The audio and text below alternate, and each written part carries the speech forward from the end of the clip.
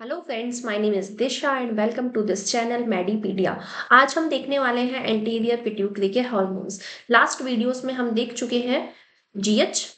तो जीएच हमने देखा है। अगर आपने वो वीडियो नहीं देखी है तो आप जीएच की वीडियो देख सकते हैं। जीएच को हमने बहुत अच्छे से एक्सप्लेन किया था। आज हम देखेंगे कि जीएच के अलावा कौन कौन से हार्मोन्स हैं जो एंटीरियर पिट्यूटरी से सिक्रेट होते हैं।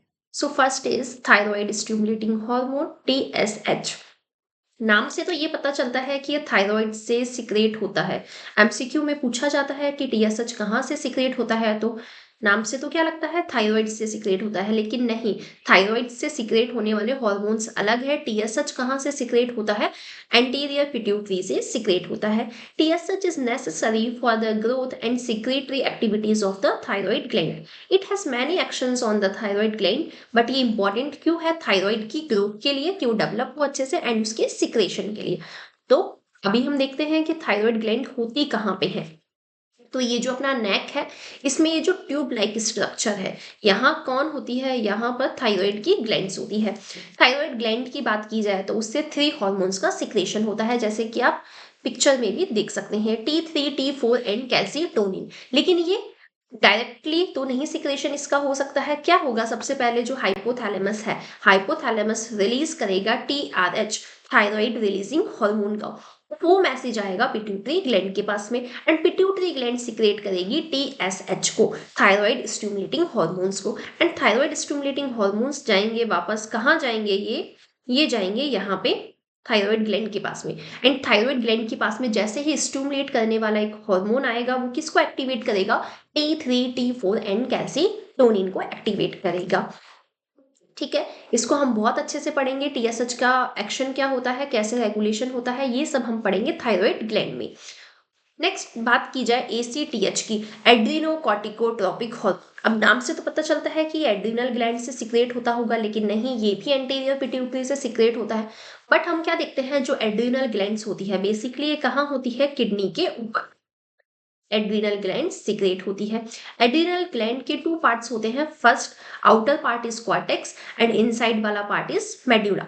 ब्लड वेसल्स होती है, कैप्सूल्स होते हैं, वो सब हम किडनी में पढ़ेंगे। अभी के लिए कॉर्टेक्स एंड मेड्यूला 2 पार्ट्स होते हैं। ACTH किसके लिए इंपॉर्टेंट है? एमसीक्यू में पूछा जाता है कि ACTH किसके लिए इंपॉर्टेंट है, तो this is important for the secretion of adrenal cortex hormones. तो ACTH is necessary for the structural integrity and secretory activity of the adrenal gland. सबसे पहले तो क्या है, ये जो इसकी स्ट्रक्चर है इसको बनाए रखेगा, एंड साथ ही में क्या करेगा, जो only and only adrenal cortex से सिक्रेट होने वाले हॉर्मोन्स है उनके लिए बहुत ज्यादा इंपॉर्टेंट है ACTH। अब बात की जाए FSH की, फॉलिकल स्टिमुलेटिंग हॉर्मोन्स। तो नाम से ही पता चलता है कि फॉलिकल्स तो फीमेल्स में होते हैं, मतलब कि FSH भी कहाँ एक्ट करेगा? फीमेल्स में। मैम यही तो पढ़ा है बचपन से कि LH एंड FSH किसके हॉर्मोन्स है?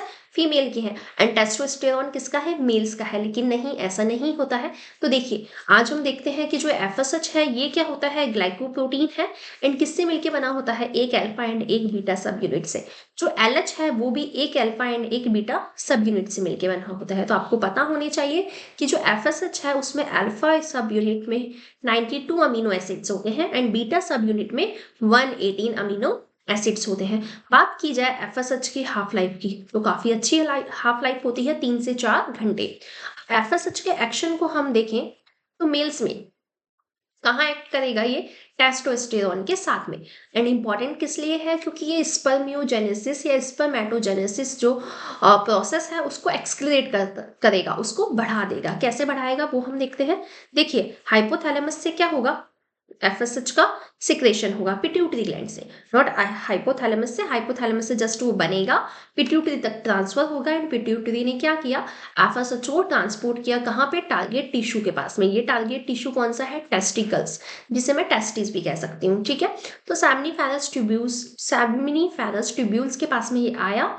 यहाँ पे क्या होगा? स्पर्मेटोजेनेसिस होगा, सर्टोली सेल्स भी होगी, जिसे हम नर्सिंग सेल्स कहते हैं। तो क्या होगा यहाँ पे? इसका स्पर्मेटोजेनेसिस में क्या होगा? FSH जैसे जैसे टेस्टोस्टेरोन एक्ट करेगा वैसे वैसे ही FSH भी एक्ट करेगा, उसके साथ में ही इसका फंक्शन होगा।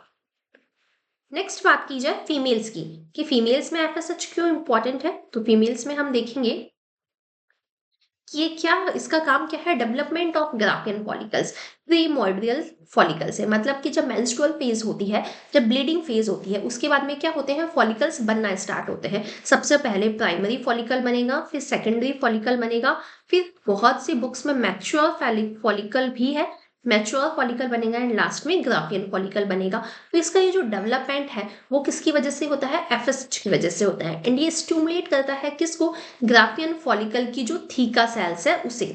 एंड इसकी वजह से क्या होगा, सिक्रेशन ऑफ एस्ट्रोजन स्टार्ट होगा। आपने देखा होगा फॉलिकुलर फेज में एस्ट्रोजन का सिक्रेशन काफी अच्छा खासा होता है, किसकी वजह से होता है, एफएसएच की वजह से होता है।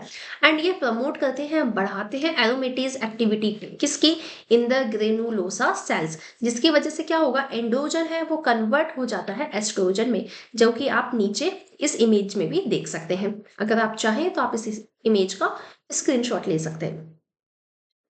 ठीक है, तो नेक्स्ट हम देखते हैं एलएच।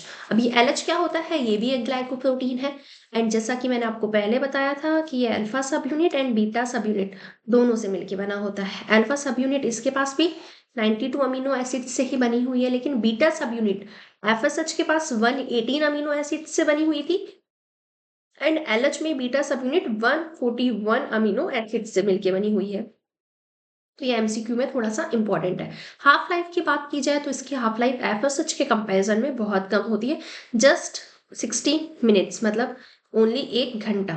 ठीक है, तो हाफ लाइफ, इनकी स्ट्रक्चर, अमीनो एसिड्स कितने हैं, एंड साथ ही में daily output and blood levels, ये सभी के इंपॉर्टेंट है, जितने भी हॉर्मोन्स है एमसीक्यू क्वेश्चंस में पूछे जा सकते हैं। बात की जाए एलएच के एक्शन की, तो एलएच को मेल्स में क्या कहा जाता है, इंटरस्टिशियल सेल स्टिमुलेटिंग हार्मोन भी कहा जाता है, आईसीएसएच। एंड ये एमसीक्यू में पूछा जाता है कि एलएच, या हम कह सकते हैं एलएच का दूसरा नाम क्या है, क्या कहा जा सकता है कि कौन सा हार्मोन मेल्स में पाया जाएगा। ठीक है, तो इसको ऐसा आईसीएसएच क्यों कहते हैं, क्योंकि ये क्या किसे स्टिमुलेट करता है, इंटरस्टिशियल सेल्स को स्टिमुलेट करता है, कहाँ पर, ये जो लेडिक सेल्स है। इन शॉर्ट मैं क्या कहूंगी कि जब यहाँ से पिट्यूटरी ग्लैंड से एलएच का सिक्रेशन हुआ, एलएच क्यों चाहिए हमें, टेस्टोस्टेरोन के सिक्रेशन के लिए, जब एलएच यहाँ से आएगा तभी लेडिक सेल से कौन सिक्रेट होगा, टेस्टोस्टेरोन सिक्रेट होगा। इन शॉर्ट, ज्यादा एलएच है तो ज्यादा टेस्टोस्टेरोन सिक्रेट होगा, कम एलएच है तो एलएच आएगा भी लेडिक सेल्स के पास में हो, जिसकी वजह से टेस्टोस्टेरोन भी कम सिक्रेट होंगे। टेस्टोस्टेरोन कम सिक्रेट होगा तो स्पर्मेटोजेनेसिस भी कम बनेगा। तो अब हम सोच सकते हैं कि स्पर्मेटोजेनेसिस का जो रिलेशन है वो ओनली एंड ओनली टेस्टोस्टेरोन से नहीं है, बाकी एलएच एंड एफएसएच हार्मोन से भी है।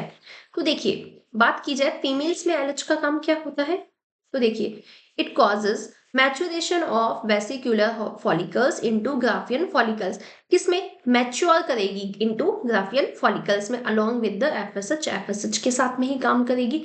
It induces the synthesis of androgens from theca sales of Graafian follicles, जैसा कि एफएसएच का काम था वैसे ही इसे इंड्यूस करेगी थीका सेल्स को।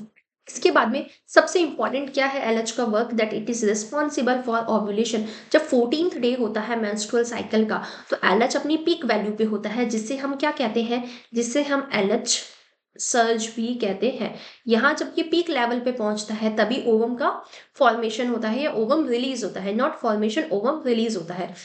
ठीक है, तो एलएच यहाँ पे बहुत ज्यादा इंपॉर्टेंट है, and it is necessary for the formation of corpus luteum. Corpus luteum के लिए भी ये बहुत ज्यादा इंपॉर्टेंट है, क्यों, क्योंकि ये कॉर्पस ल्यूटियम जो है ना, इसके जितने भी सिक्रेशन है या सिक्रेटरी प्रोडक्ट्स है या सिक्रेशन है, उसको कौन एक्टिवेट करता है, उसको एक्टिवेट करता है एलएच।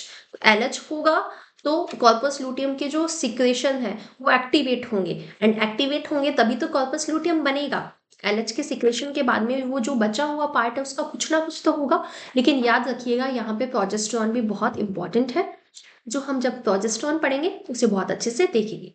ठीक है, बात की जाए प्रोलैक्टिन की, तो प्रोलैक्टिन भी एक सिंगल चेन अमीनो एसिड्स है, जिसके पास 199 अमीनो एसिड्स होते हैं, सिंगल चेन पॉलीपेप्टाइड है। ठीक है, इसकी हाफ लाइफ की बात की जाए तो इसकी हाफ लाइफ बहुत कम होती है, only and only 20 minutes.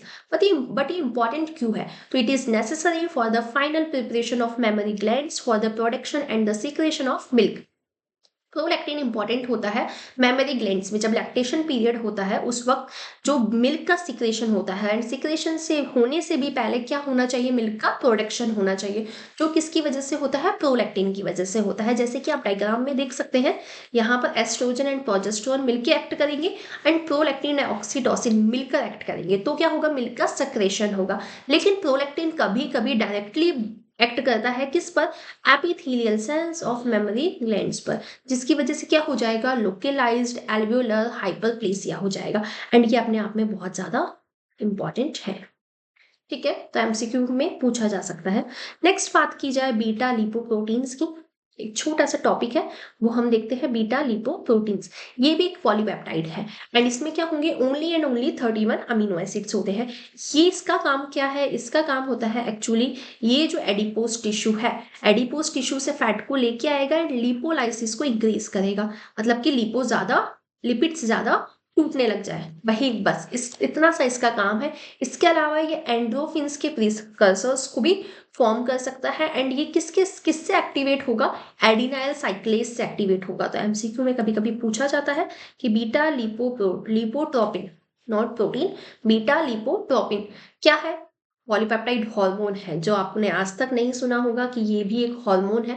Activate कैसे होता है एंड कहाँ से होता है, किससे होता है एंड काम क्या है, ये भी आपको पता होना चाहिए। सो आज की वीडियो में हमने देखा था जीएच के अलावा जितने भी हार्मोन्स एंटीरियर पिट्यूटरी से सिक्रेट होते हैं, क्योंकि जीएच हम लास्ट वीडियो में देख चुके हैं। फर्स्ट हमने देखा TSH, ACTH, LH, FSH and prolactin. I hope आपको आज की क्लास अच्छी लगी होगी। क्लास अच्छी लगी तो क्लास को लाइक कीजिए, अपने फ्रेंड्स को शेयर कीजिए एंड चैनल को अभी तक सब्सक्राइब नहीं किया है तो चैनल को सब्सक्राइब कीजिए, क्योंकि यहाँ पे आपको मिलने वाली है कंप्लीट क्लासेस, कुछ भी सभी टॉपिक्स का यहाँ पे आपको एक्सप्लेनेशन मिलेगा, जिसके लिए आपको कुछ भी पे नहीं करना है। Thank you.